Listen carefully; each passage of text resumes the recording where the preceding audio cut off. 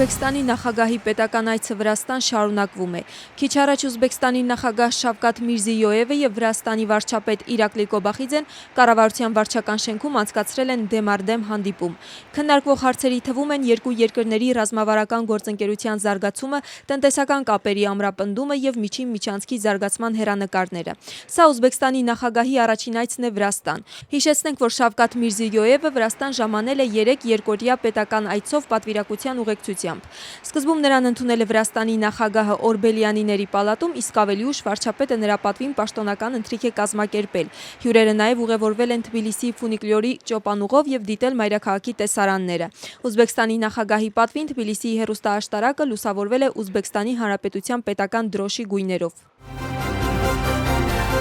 Վրաստան կատարած պետական այցի շրջանակներում Ուզբեկստանի նախագահ Շավկաթ Միրզիյոևը հերոսների հրապարակում ծաղկեպսակ է դրել Վրաստանի միասնության համար զոհված հերոսների հուշահամալիրին։ Ուզբեկստանի նախագահ Շավկաթ Միրզիյոևը երկօրյա պետական այցով գտնվում է Վրաստանում։ Այցի շրջանակներում այսօր կկայանա Վրաստանի վարչապետի հետ անձնական եւ ընդլայնված հանդիպում, որից հետո երկու երկրների համապատասխան գերատեսչությունների միջև կձևակերպվեն տարբեր ոլորտներում համագործակցության վերաբերյալ փոխըմբռնման հուշագրեր։ Ֆրանսիան եւ Իսպանիան պայքարում են անտառային հրդեհների դեմ, որոնք բարդանում են ռեկորդային շոկի, երաշտի եւ ուժեղ քամիների պատճառով։ Ֆրանսիայում 3 հրդեհ, այդ թվում 2-ը Մարսելի մոտակայքում, ընդգրկել են 1210 հեկտար տարածք։ Անտառային հրդեհների սպառնալիքի պատճառով Կաննից մոտ 35 կիլոմետր հեռավորության վրա գտնվող Ֆրեժյու հանգստավայրում ավելի քան 2000 մարդ ստիպված է եղել տարհանվել։ Իսպանիայում 2026 թվականի սկզբից ի վեր հրդեհները ոչնչացրել են գրեթե 50,000 հեկտար հողատարածք։ Երկրի հարավում ջերմաստիճանը գերազանցել է 45 աստիճանը, իսկ երկարատև երաշտը զգալիորեն չորացրել է հողը եւ բուսականությունը, ինչը նպաստում է հրդեհների արագ տարածմանը։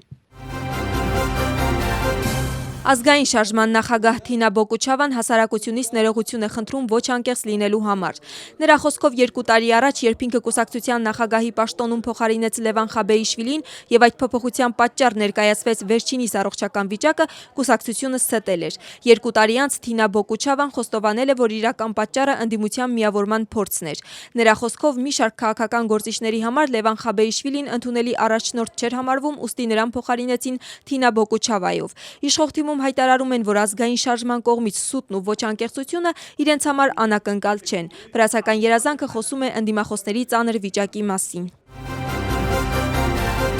Գիգա Ավալյանի իսպանության գործով ձերբակալված մեղադրյալներից մեկին Գեորգի Մալանյային այս պահին Զահեսի մեկուսարանում պաշտոնապես մեղադրանք են առաջադրում։ Դատախազությունը նրան մեղադրում է հանցագործության մասին չհայտնելու մեջ։ Մալանյայի հայրը նույնպես ներկա է մեղադրանքի առաջադրմանը, ինչպես նաև նրա մարդու իրավունքների պաշտպանը որպես անչափահասի օրինական ներկայացուցիչ։ Մեղադրանքի առաջադրելուց հետո դատարանը կքննարկի Գեորգի Մալանյայի նկատմամբ խափանման միջոց կիրառելու հարցը։ Հիշեցնում ենք, որ հետաքննությունը շարունակվում է հատկապես ծանր հանցագործության մասին չհայտնելու մեղադրանքով։ Այս գործողությունը նախատեսում է մինչև 7 տարի ազատազրկում։ Հետաքննչական մարմնի տեղեկությամբ Գեորգի Մալանյան վիճարկում է այն փաստը, որ ինքը տեղեկություններ է ունեցել Գիգա Ավալյանի վրա հարձակման մասին եւ որ նա արարքի մանրամասները իմացել է Գիգա Ավալյանի վրա հարձակումից կարճ ժամանակ անց, բայց միջադեպի մասին ոստիկանությանը չի հայտնել։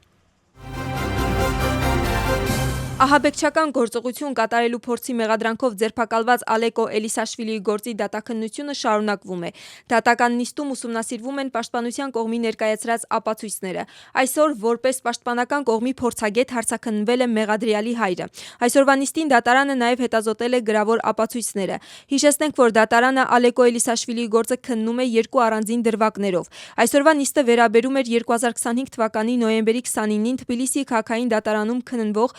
ահաբեկչական գործողություն կատարելու փորձի մեղադրանքին։ Ներքին գործերի նախարարության աշխատակիցները նախնական համաձայնությամբ խմբի կողմից առանձնապես խոշոր չափերի թմրամիջոցների ապօրինի իրացմանը նպաստելու մեղադրանքով ձերբակալել են Ուկրաինայի քաղաքացու։ Իրավապահները իրականացված քննչական փորձարարության արդյունքում որպես իրեղեն ապացույց առգրավել են վաճառքի համար պատրաստված 1 փաթեթով առանձնապես խոշոր չափի մեթադոն տեսակի թմրամիջոց։ Հանցագործությունը պատժվում է մինչև 20 տարվա կամ ցմահ ազատազրկմամբ։ Սահմանային ոստիկանության աշխատակիցներն անցել են անօդաչու թռչող սարքերի օպերատորների վերապատրաստման հատուկ մասնագիտական դասընթաց։ Ծրագիրը նախատեսված էր ոստիկանության այն ծառայողների համար, ովքեր պետական սահմանի պահպանության գործընթացում պետք է կառավարեն անօդաչու թռչող սարքերը։ Դասընթացը ներառել է թե տեսական, թե գործնական պարապմունքներ, այդ թվում թռիչքի երթուղիների պլանավորում, թռիչքի վերահսկում, դիտարկում, որոնողահետապնդման գործողություններ եւ տվյալների հավաքագրում, ինչպես ցերեկային, այնպես էլ գիշերային պայմաններում։ Ծրագրի հաջող արդյունքները հաշվի առնելով ընթացիկ տարում սահմանապահ ոստիկանության առափնյա պահպանության վարչության աշխատակիցները, ինչպես նաև մյուս ստորաբաժանումների ներկայացուցիչները նույնպես անցել են համապատասխան վերապատրաստում։ Դասընթացի հաջող ավարտից հետո մասնակիցներին հանձնվել են համապատասխան հավաստագրեր։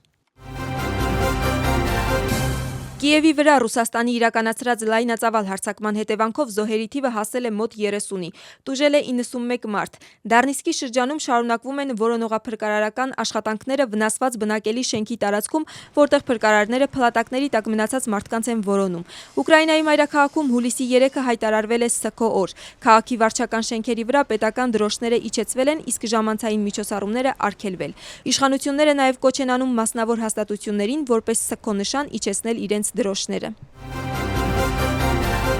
ՄԱԿ-ը խստորեն դատապարտել է Կիևի եւ Ուկրաինայի այլ քաղաքների դեմ իրականացված լայնածավալ հարվածները, հայտարարելով, որ Ռուսաստանի կողմից խաղաղ բնակչության եւ քաղաքացիական ենթակառուցվածքների դեմ իրականացվող հարձակումները միջազգային մարդասիրական իրավունքի խախտում են եւ պետք է անհապաղ դադարեցվեն։ ՄԱԿ-ի գլխավոր քարտուղարի մամուլի քարտուղար Ստեֆան Դյուժարիկի հայտարարությամբ գլխավոր քարտուղար Անտոնիո Գուտերեշը եւս մեկ անգամ կոչ է արել կողմերին անհապաղ լիցքաթափել իրավիճակը եւ կանխել հետագա սրացումը։